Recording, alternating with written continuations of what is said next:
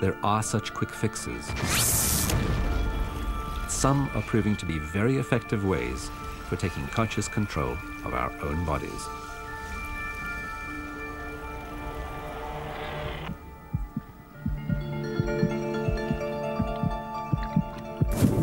The average human breathes 15 times each minute. 6 million lungfuls in a lifetime. We do it most of the time without thinking.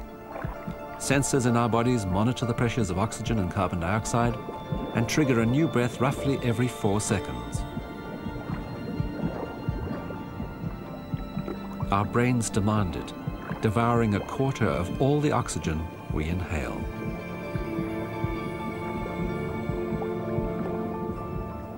Underwater, most people can hold their breaths for only a minute. After 2 minutes, they drown. But these free divers break the rules.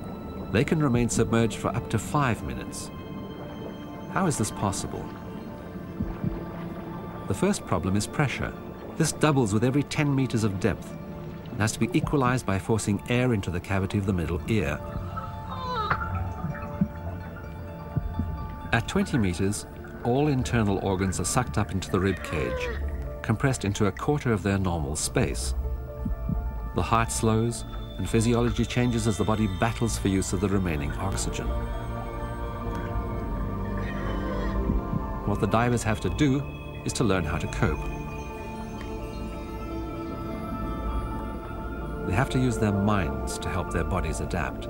They have to take control, ignore the warning signals, and suppress the reflex to gasp for breath. This isn't easy.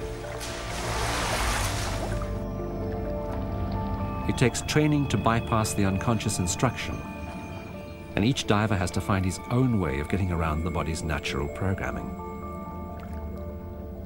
I use phrases like, I am at peace, or one that works particularly well for me is, I am dissolving. So you imagine yourself dissolving into the sea, into the water, so that you're becoming like one with the water. Other people I know try and imagine that they're a fish, would you believe? And this seems to work for them. You know, different people have different techniques. But I guess fundamentally it's about shifting your mind away from holding your breath and on to something else. This process of distraction is known as visualization. It brings normally unconscious processes, such as the need to breathe, under conscious control. This overrides the automatic mechanisms that govern most of our basic physiology and gives us the power and the responsibility of choice. Holding your breath 60 times longer than usual requires a change in priority and a change in pace. You have to relax. The main way to do it is reduce your heart rate and reduce all unnecessary movement or tensing of muscles. So basically the more relaxed you are, the longer you can hold your breath for. Relaxation also allows the body to make its own choices, concentrating the available oxygen in the heart and in the brain.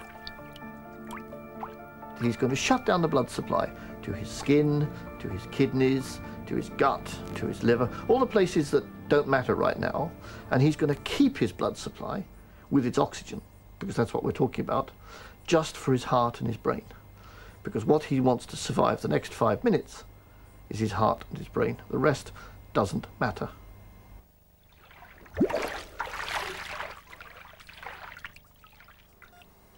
Dr. Maurice Cross is interested in the physiological changes that take place in experienced free divers, and he has found that even while holding their breath out of the water, they can manage with less oxygen than most other people. Sooner or later, he's going to use up the oxygen which is trapped in his lungs. And when that happens, you see the number on the screen representing the saturation start to fall from 100, 98, 95, 90, and it will drop down. And typically, in these men, I've found that they can drop it to levels of about 50, which means that his blood has half the amount of oxygen in it than it normally has.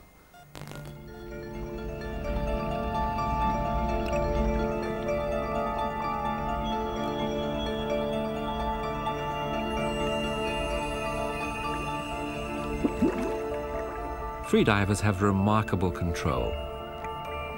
This takes training, both physical and mental, and something like it is now beginning to help teach each of us to use our minds to control processes in our bodies that are otherwise automatic.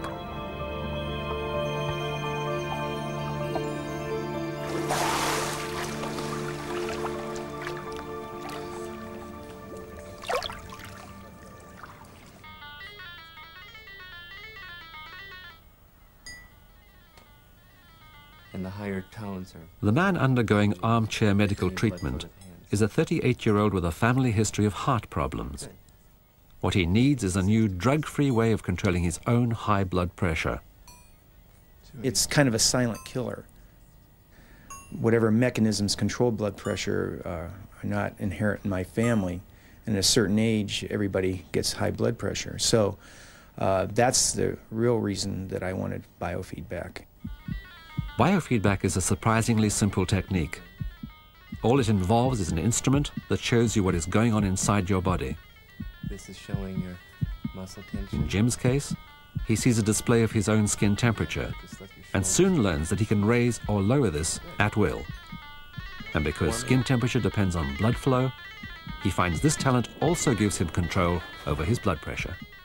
After a few weeks of doing it, it changed my life because many things that you think are out of control really are within your means of controlling.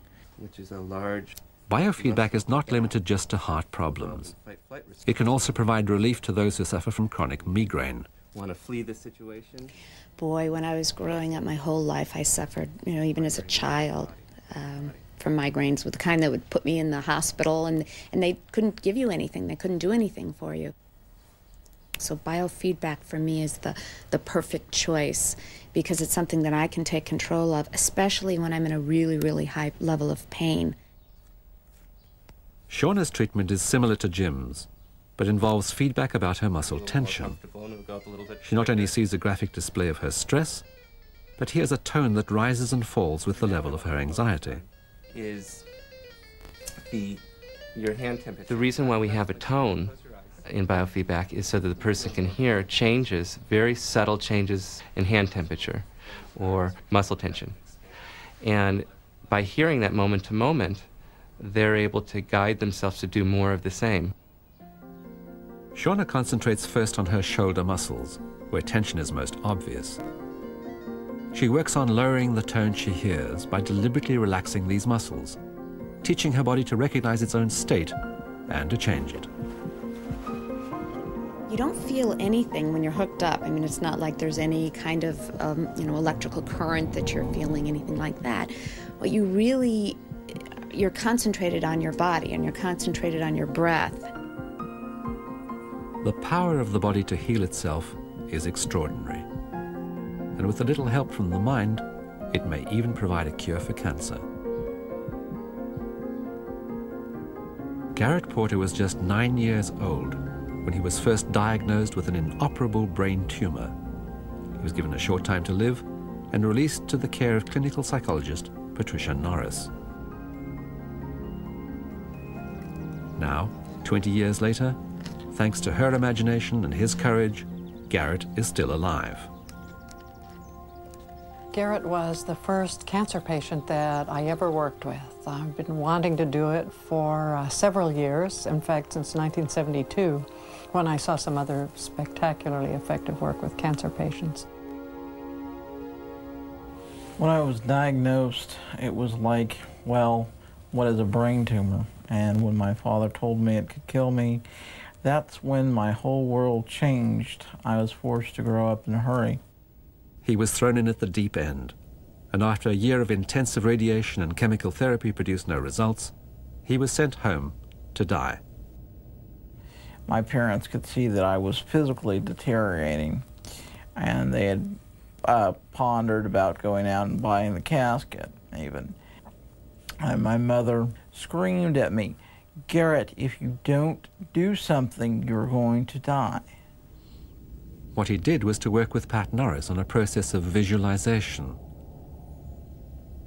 For him, this meant personalizing his cancer, giving it an evil identity, and mobilizing his white blood cells as forces for good, battling with the enemy on his behalf.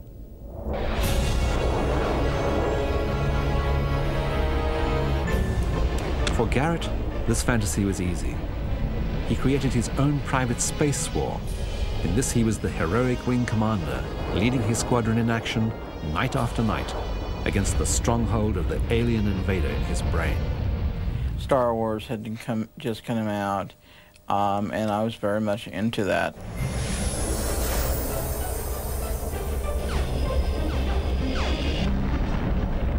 Garrett visualized and drew voracious little white blood corpuscles gobbling away at his tumor, mirroring the microscopic view of his real-life war against disease.